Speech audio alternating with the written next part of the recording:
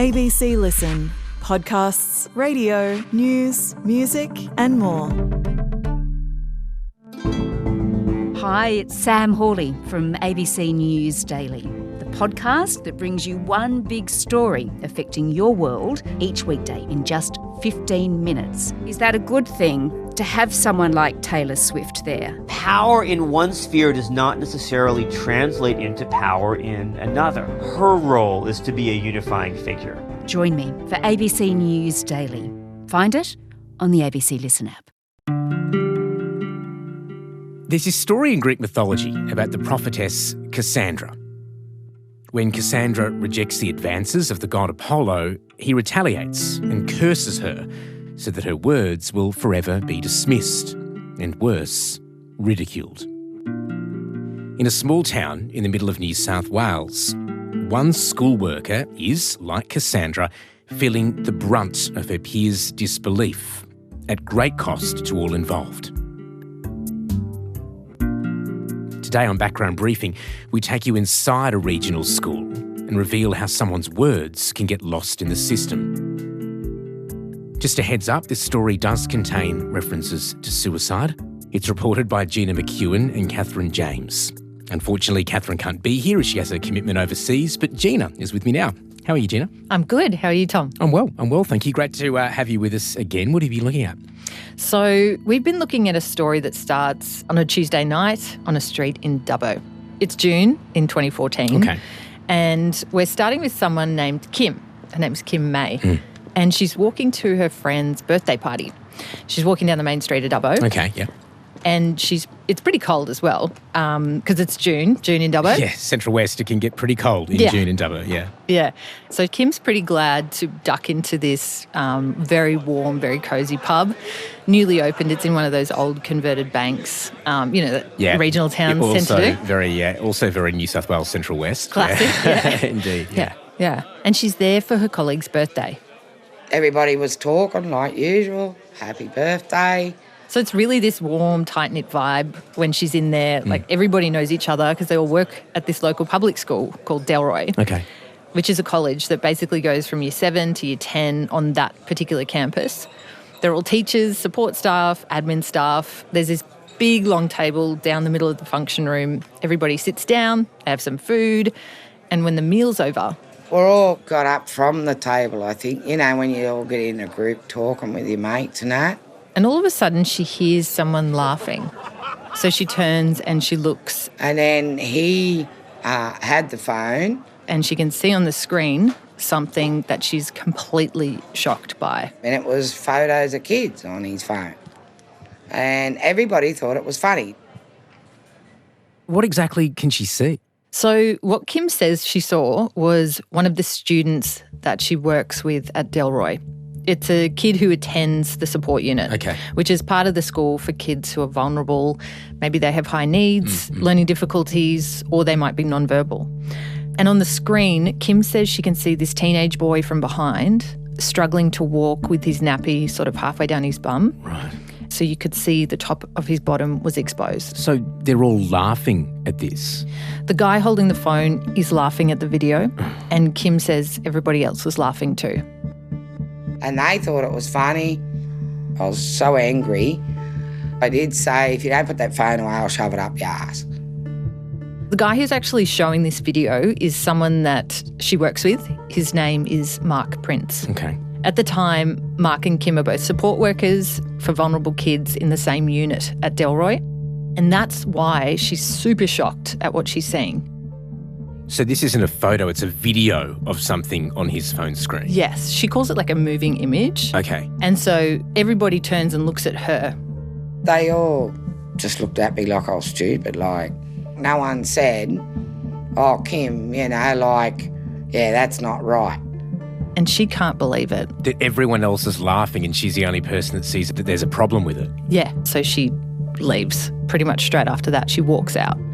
She cannot sleep that night. She decides she has to do something about this because it would be wrong not to. But things don't turn out quite the way she expected. Everybody turned on me. I thought I knew everybody in and out, I treated them like family. and I really thought I'd be treated fine. It's this incident that will become much more significant than Kim realises. It's a battle that changes Kim's life, and it'll change Mark Prince's life too.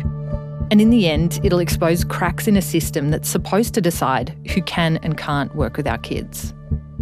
They pushed me, and I'm pushing back now. That would have took just one phone call to stop this. So Kim is clearly very motivated to take this further. Yeah, she's really shocked about what she's seen. And the thing is, like, what you probably need to understand about Kim as well is, like, she's a really soft, sensitive, understanding person. Kim's history as well is quite interesting because she hasn't sort of come into the school in a traditional way. And that actually starts with a zoo. With Dubbo Zoo? With Dubbo Zoo. Western Plains Zoo. I went there as a child. I have very fond memories of Western Plains Zoo. You might have actually come across Kim then because she was a zookeeper there. I was mainly into reptiles. So I usually worked with the snakes. We did have an alligator out there. I also did the Galapagos tortoise. Mainly mine was reptiles. That's an interesting avenue into sort of education. If you ever get the chance to go and visit Kim, you know, she's got a love of animals and you can just tell straight away. She's got like 2 dogs, 2 cats, and they're running everywhere. Okay. And she's really used to a busy household. She actually came from a really big family and kids have always been a part of her life. So I got 5 brothers and a sister, and I had a brother that used to take me crayfishing, so we'd take all the kids and, you know, we'd have fun with them. But when she was at the zoo, she became someone who gave those public talks. I used to do the keeper talks, like you'd have to talk to the public, and you'd have 200 or 300 people sometimes there in the school holidays. And that's how Kim realises that she really loves teaching kids and she has this real knack for it as well. So after she leaves the zoo, she eventually lands a job at Delroy, and that's how she ends up at the support unit where she really knows how to connect with these kids. Like, I'd be kicking the soccer ball, as people don't know me, short and chubby, and I'd kick the soccer ball and they'd crack up laughing because I'd try to kick that soccer ball, but my legs just wouldn't let me. But that's all I wanted, to see the kids enjoy school and go home happy. And we'd come up with anything that would help these kids learn. She'd be in the classroom, you know, making them feel comfortable. And this kind of like really warm, comforting personality means that kids really open up to her. I'd say the word would have got out that, oh, Kimmy, you can get along with her, she's pretty cool. I don't know. But I seem to have the attraction. If something went wrong with the kids, they came to me. Hearing this about Kim, knowing she has such an ability to, you know, connect with kids and really cares, I guess I can see why that video really rocks her. Exactly, especially because this kid in the video is one of the non-verbal children that she works with. They can't get in the car, say, oh, Mum, this happened today, or Dad, or whoever they go with. That's what I think made me more angrier.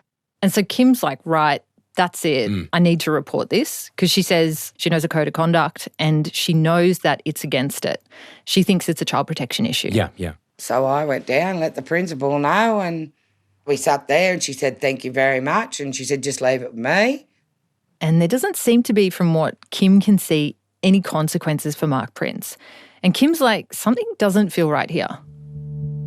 Nothing was done. That's when I decided that I'll get on to this guy and see if he can help me. Kim's talking about her support worker in Sydney who works with the Aboriginal Initiatives program with the Department of Education. And he demanded me to go further with it because it was children involved. So that's what she does with the help of her support worker. She reports the incident to the Department of Education. But after speaking with the principal, they decide not to investigate further. How does Kim react to that? Well, at this stage, she doesn't know the department has made that decision. And as time goes on, Kim can't really see anything happening. Mark Prince is still working in the school. Okay. Doesn't seem to be any consequence for him about this. But the one thing that Kim does notice is the way other staff are treating her. If I'm walking up the corridor, I never got a g'day, hey, how you going, mate? Always did. But suddenly I don't get none of that. Teachers, nobody I could be walking up the corridor and it's like they never even see me. This is a big deal for Kim because she's been at the school for over a decade by this time. And slowly, she just starts to feel really iced out of this community and very isolated. Yeah, do you think, does she think that's because of the way she initially reacted at the party, or do you think that people are aware she's told the principal and taken this matter higher up? Well, she doesn't know for sure. And at some point, things really take a dark turn for her. So I never cried in front of them, but of course the depression would kick in. And it's getting too much for Kim. This is when I'm starting to think of taking my own life. And at the scene of where she was going to do it, I'd lost it by then. she was planning on getting a spray paint can and she was going to spray paint. Can you please investigate Delroy? It's almost as though she feels that was the only way that she could, powerfully and meaningfully communicate a message about the school by taking her own life and leaving a message at the scene. That's right. She felt at the time that that was the only way she'd be heard. And Kim eventually does seek help, but things really don't improve at the school. So Kim goes to the acting principal and she tells her that she wants things to go back to the way they were. She wants to be happy at the school again. Mark Prince says Kim's been talking about him behind his back. And that's when the acting principal suggests a mediation. See if we can resolve all this. So we gets in there to the mediation and Mark Prince was in there. Kim decides, this is my moment. I'm going to ask him about it. Because I said to him, you're young. Was it a mistake? Was it, things like that.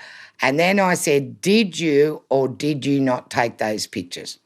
Kim says everything went quiet and no one really said anything. But they did ask something of Kim.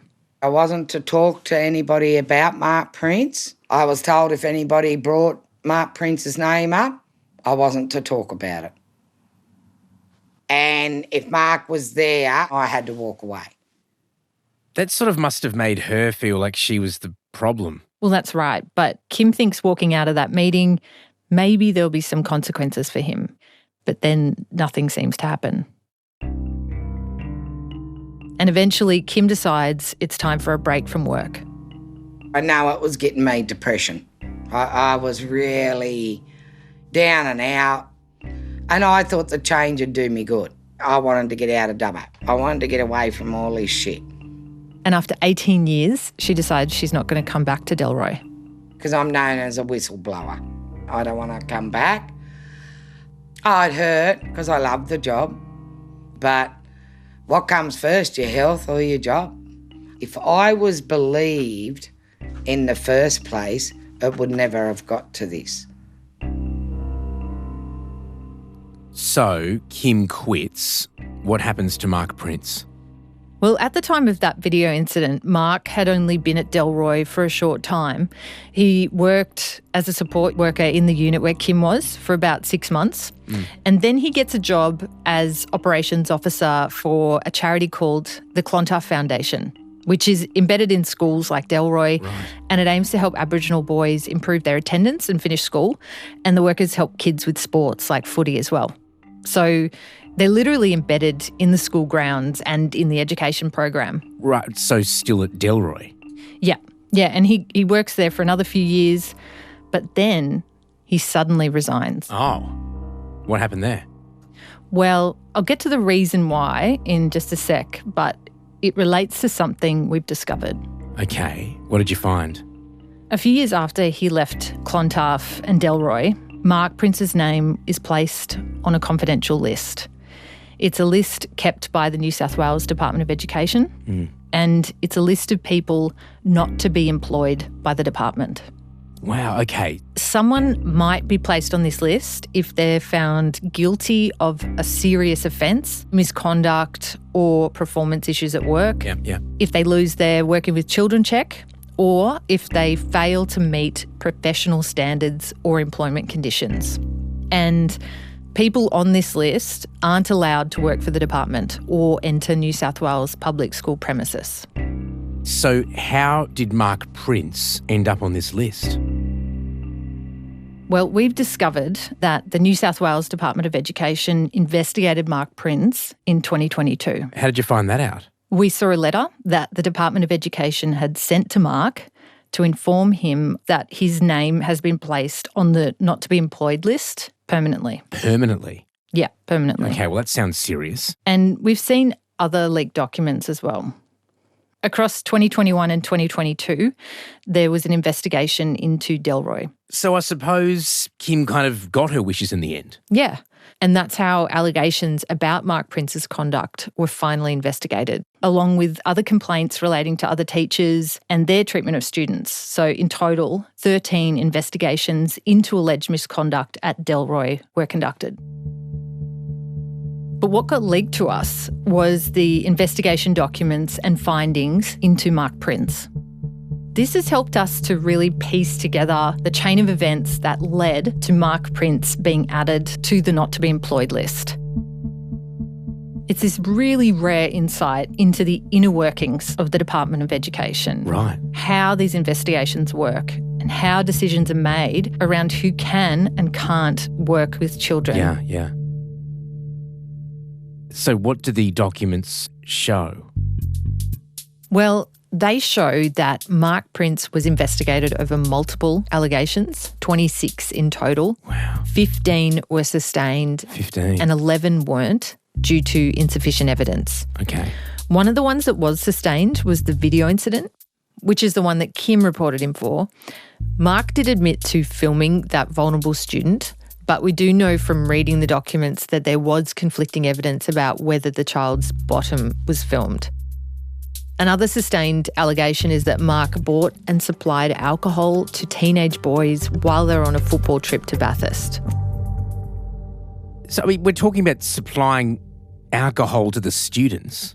Yeah, and what the findings say is that there was a student who was then blamed for the alcohol being on the bus, and Mark Prince was present at a suspension meeting for that student where the child was suspended, and he didn't admit in that meeting that it was actually him. Right, so sat there and basically, for lack of a better phrase, threw the student under a bus, even though he'd done it, he brought the alcohol. Yeah, and what happened was an employee from Delroy called Mark and said, "Were you the one who supplied the alcohol?" He admitted he was at that point and immediately resigned from the school and Clontarf. The department called Mark's behaviour irresponsible and reckless and said that allowing a student to take the blame for it was deceitful and that his actions compromised the safety of the children in his care. Mark doesn't accept some of the findings against him and said through his lawyer he believes he was denied procedural fairness and natural justice. So it seems clear that Mark Prince wasn't happy with this process. We know what he thinks. Yeah. But we were wondering about the boys and the families who made other allegations against Mark. We tried to contact a few. None of them wanted to talk. Okay. Until one did. Right. His name is Paul Eastwood. Paul Eastwood. So to get this right, Paul's another child, or was another child at the school. That's right. And our colleague in ABC in Dubbo, Catherine James, she'd been speaking with Paul about his experience at Delroy. So we decided to join forces and I headed to Dubbo. And on the morning I arrive, we head out to meet Paul and his dad, Greg Eastwood. It's this beautiful day. We're driving past lots of cherry blossoms along the side of the road because it's spring. Yeah. A lot of birds out on this first day of spring. Yeah. And as we pull up to Paul's house, we both notice the garden is just like immaculate. Nice garden. Yeah, beautiful garden. It's a wooden house and it has this veranda out the front. Okay. And a bougainvillea plant, this really bright, beautiful plant, a super neat lawn as well. And there's this driveway up the side and a ute parked there. And leaning on the ute is Greg Eastwood. There he is, just there. There's Greg. Because Paul wasn't there yet. Greg, so it's Paul's dad, yeah? Yeah. Hey, Greg. Is it? I'm Gina. So we go up and have a chat with Greg. I'm Sydney. And you How can you tell going? he's pretty hesitant. Nice to meet you. Do you want to go inside or you want to sit here? Probably inside just because of the car noise a little bit Oh, there. yeah, right. Yeah. I'll just bring it in. And what's soon apparent to us is that he hasn't really talked about this at length ever, almost. But it's come to a sort of boiling point, I think, for him, where he needs to talk about it. So he leads us inside. Catherine, he and I sit down, and there's all these documents in the middle of us. And Greg starts talking about Delroy. He's had 4 other boys go there as well. Okay. He's got 5 sons. Right. So it made sense for Paul to go to Delroy as well, just like his brothers. Did he enjoy school? Yeah, he enjoyed school. He's always a happy kid. He's pretty serious when he wants to be, you know. He will stand up what he thinks right or wrong, you know. You don't let anyone stand over you. Yeah, he wanted to learn, but he had difficulties trying to learn. So he was part of this support unit. Part of the unit. Yeah, and that's kind of where he crossed paths a bit with Kim. But then things started to change. He gets accepted into the Clontarf program in Year 7, and that's when he comes under Mark Prince's care. Paul says he was really stoked to get into Clontarf too, because he wanted to be a professional football player. Yeah, he quite enjoyed that. He was, you know, up early, and he loved his football and training, that sort of stuff. From Greg's perspective, everything's fine, but then out of the blue, the school gets in touch with him, and it's bad news. They'd send you a letter, you open a letter in the mail, 20-day suspension. Christ, you know, how ridiculous is this? Greg remembers getting at least half a dozen suspension letters from the school. Wow. He kept trying to talk to Paul, telling him to pull his head in, you know, and trying to understand what Paul was doing to cause this. But Paul's taken by surprise too. Like, as soon as the deputy seen me walk down, he say, "Hey, Paul, you're going for 20 days. Seeing 20 days. What for? Oh, you blah, blah, like you're going on with the teacher. Did they say which teacher? Yeah, Princey. So, Mark. From Paul's perspective, Mark Prince was provoking him. When we walk down the corridors or going up the steps or going out to the playground or something, that's when we sort of caught each other walking one way or another way kind of thing. Paul says that Mark would say things as Paul passed by at the school. Take your hat off, you got no brains in there, you're not going to get your Year 10 certificate and all that kind of stuff. This is what Paul remembers, but Mark Prince denies it, and the department later found that there wasn't enough evidence that Mark made these comments. Paul acknowledges it wasn't just his interactions with Mark Prince that were leading to these suspensions. Okay. He was backchatting, swearing at teachers, fighting with other kids. Right. But he felt targeted. He felt he was provoked and says that no matter what he tried, he'd be suspended again. Greg decides, I think, at a certain point, you know, okay, we're not getting anywhere. Yeah, nothing's changing. With this. Yeah, exactly. I'm just going to make sure that when he's suspended and home from school, that he's doing something. He'd be suspended and he'd be home just doing the garden, and he'd always look after the garden, mowed the lawns and tidy the backyard and front yard up, whatever. But then one day... I was at the front mowing the lawn, and a white van come up, and Mark Prince was driving it with heaps of the boys, and they were waving at me like, you know what I mean? Like, I was just mowing the lawn, head down. Paul says he felt humiliated. Because I was the only one in support, like, because I can't really read and write properly. But my other mates were all in higher classes. I just didn't really want to talk too much about it altogether. Like it's hurting, like, still hurts today, to be honest. But Paul does tell his dad about Mark Prince driving past in the Clontarf bus. Greg decides, I'm going to set up a camera here to try and see what's happening, because Greg's FIFO as well. Like, he has to go away for weeks at a time. Yeah.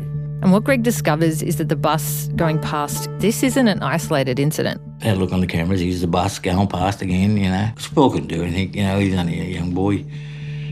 But it affected him. So Greg decides they're going to complain to the Clontarf Foundation.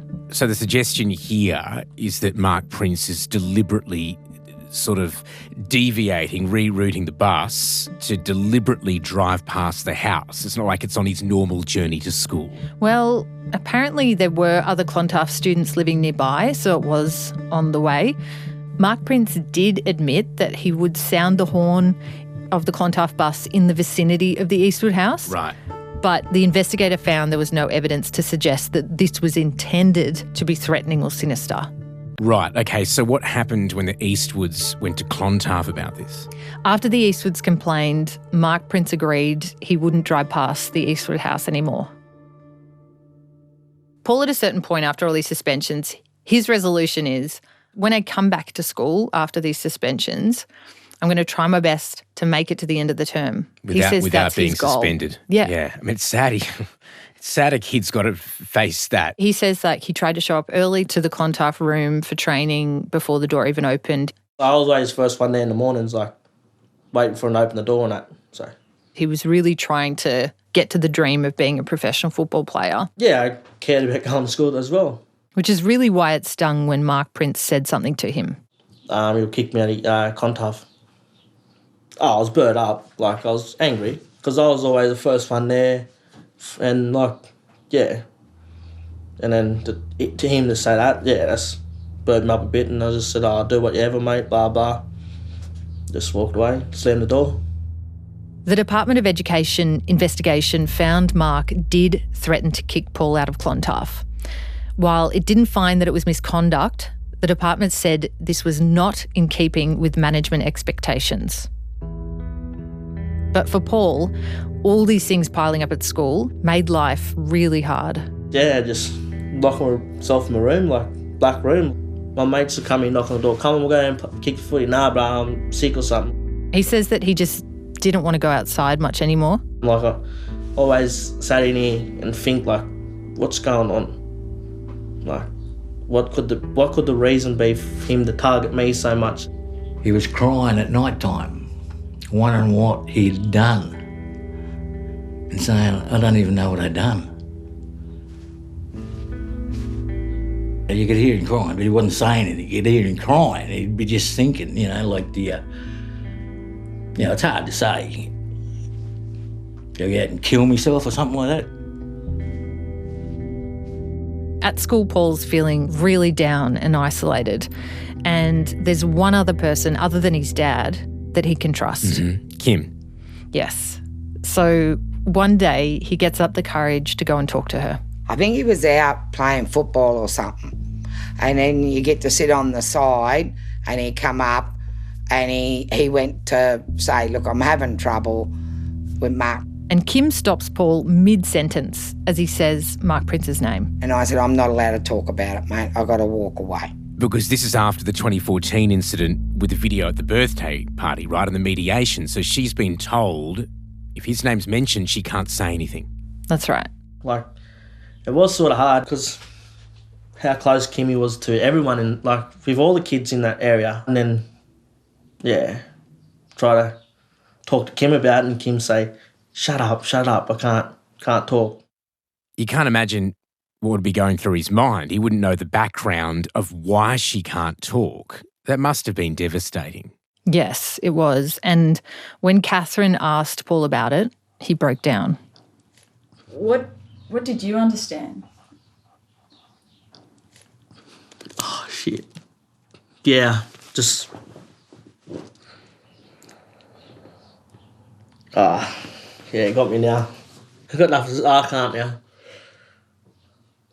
But the thing is that the toll isn't just emotional for him.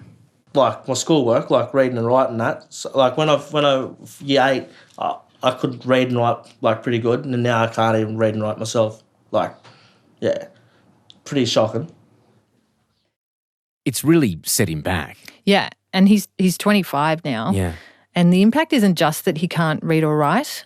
He has this job now laying carpet, and he says that if the job is laying carpet in a school, he just says he can't. He can't do it. So it's triggering for him to do that. Yeah, because it's too much of a reminder. Yeah. Yeah, there's still the aftermath of the intimidation, the bullying that affects everyone. You're still thinking about it. You're still up at night worrying about it. But the thing is, no, they let the kids down, mate. They let Paul, they let me down. I think we got the blame for everything, really. We've caused all this. Yeah. Paul and Greg were hurt by Mark Prince's actions, but they were also hurt by the response. I can imagine. by the fact that no one in the education system seemed to really intervene on their behalf, and about how long it took for their concerns to be investigated. They felt ignored. That's until they found two people who finally took them seriously. So after Kim had left Delroy, had left the school, she was up at the shops in Dubbo one day.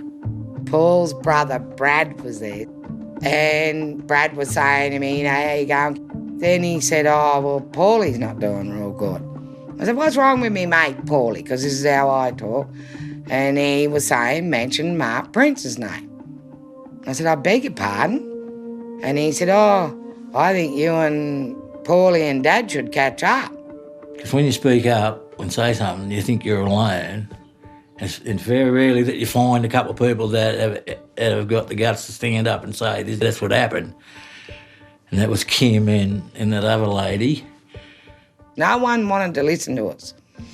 And then Mrs. Sparrows really believed in us. Mrs. Sparrows is a former teacher at Delroy. Her name's Danielle Sparrow, but Kim calls her Mrs. Sparrows. Okay. Just before Kim had left Delroy, she says this thing in passing to Danielle. Be careful, like what you say, and if you speak up, because there can be consequences, and you'll get blamed. She was sort of giving a warning, you don't know what's going to happen if you say something or speak up. That didn't make much sense at the time for Danielle, but years later, she becomes a union rep for teachers at Delroy, and she starts to hear worrying stories about staff and student behaviour. So she calls Kim to ask, what did you mean by that comment? Bit by bit, she was telling me more and more about what had happened. And they start talking a lot, and she finds out about the video from the birthday party. I was horrified. I couldn't believe that something to that level had happened and the person had been able to stay working in the school. And this is where Danielle decides to kick into action. And if I didn't speak out, I just was really concerned, how long will this go on and what will it take for it to stop? So she teams up with Kim and others to make a range of allegations about Delroy, including things that weren't about Mark Prince, to anyone they thought might be able to help. We had gone to the local MP and also asked him to represent us to the Education Minister. And that's where, I felt at the time Kim and I just went in circles. You think, when I'm going to report a child protection allegation against someone, they'll be right onto it, they'll put all their resources into it, and this will be done very quickly. But what we learnt was it took years. In fact, it took 7 years from the video incident before Delroy got investigated. Before the findings were even handed down, Kim gets a letter from the department. It's an apology. An apology from the Department of Education to how she was treated after reporting the video at the party. To the handling of the complaint, yep. Dear Miss May, the handling of the report in 2014 concerning Mark Prince. 2021 review of handling of the report found that EPAC's response to the concern was inadequate. The information you provided in the document should have been more closely examined. Our records show that you took proper steps to address your concern. Is that vindication for Kim, though? Look, sorry, we messed up. A paper from a bureaucrat at the education department and no one who actually turned their back on her at the school. Well, in part. But what she really wants to know is the outcome of the investigation into Delroy and what happened with the allegations brought against Mark Prince. She'll have to wait another year to find that out. But it sounds like at least, there was some resolution because Mark Prince has been banned from working with children, right? Well, not exactly. What do you mean? Isn't he permanently on the not-to-be-employed list? Well, he is, but that doesn't mean that he's no longer able to work with children. Really? Yeah. Mark's employed by an organisation called Ready. It delivers a range of community programs, including youth services, across this really big area, the western part of New South Wales. And Mark started there a couple of years ago. He was working as youth services manager He used to go to the PCYC on Friday night, and he also worked for quite a while for a state government youth justice program for vulnerable kids called Youth on Track. Okay.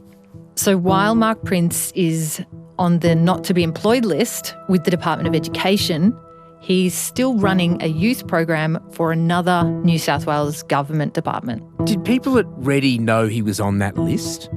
That's unclear. There was no official communication between the Department of Education and Reddy, as far as I'm aware. So why is someone who's banned from working in the state's public schools allowed to work with children somewhere else? Well, it's because Mark has a Working with Children check. Okay, and that means you can work with kids. Yeah, that's right. So Working with Children checks are only valid for a period of time, which is generally 5 years, and then you need to apply for new clearance before it expires. In New South Wales, the Office of Children's Guardian is in charge of issuing and renewing them. And when Mark Prince applied for another one, for another Working with Children check, 2 years after being added to the not to be employed list, he was granted it. Did the Children's Guardian Office know about Prince being on that list and the finding of misconduct against him? Well, we know that the New South Wales Office of Children's Guardian had information from the Department of Education about a sustained finding of misconduct against Mark. We've seen a letter where they say they're doing a risk assessment of his Working with Children check because of this. We don't know what the outcome of that risk assessment was, but we do know that Mark has been granted another check. He's doing what he's legally able to do. Absolutely. He can still work with children and get a valid Working with Children check. So that, to me, shows a serious crack in the system. Do we know why the Office of the Children's Guardian did that? We asked and they said they couldn't comment, except to say that someone being on the not to be employed list doesn't necessarily mean they can't get a Working with Children check clearance. What do you mean? Why's that? Well, we know that during assessments like this, the Children's Guardian might consider factors like the period of time the events occurred and the person's conduct since that time, how old they were when it occurred, the age of the victim or each victim, and how vulnerable the victims were as well. So ultimately, the Office of Children's Guardian must have been satisfied that Mark Prince didn't pose a risk to the safety of children, unlike the Department of Education, which has obviously taken the very serious step of banning Prince from entering a public school in New South Wales permanently, and found he had, quote, compromised the safety of children in his care. For people like Kim, Danielle and Greg, that's just baffling. He's out there working with kids. I've seen him at the footy place and things like that. He's still working with children. And that's where I'm confused. They were deemed never to step foot and work in the Department of Education, but they're okay to work in an independent school, a Catholic school, a childcare centre, anywhere else with children, as long as it's not the New South Wales Department of Education. And that's where I feel the community does not understand that and know that those loopholes exist. That you may be banned from working from this organisation, but you can work for another organisation, and the two don't actually talk to each other and tell each other that that person was banned from working here because of these issues. And for Greg, he's like, well, why would we stand up and tell the truth if we're the ones that end up paying the price in the end? It could have been over, it could have been closed, but to carry it on and still affect people today, it's taken up a lot of our time and energy. We're still at this, 2025, we've got nothing. So it was a waste of time going in the first place, to tell the truth, we're the ones that suffer,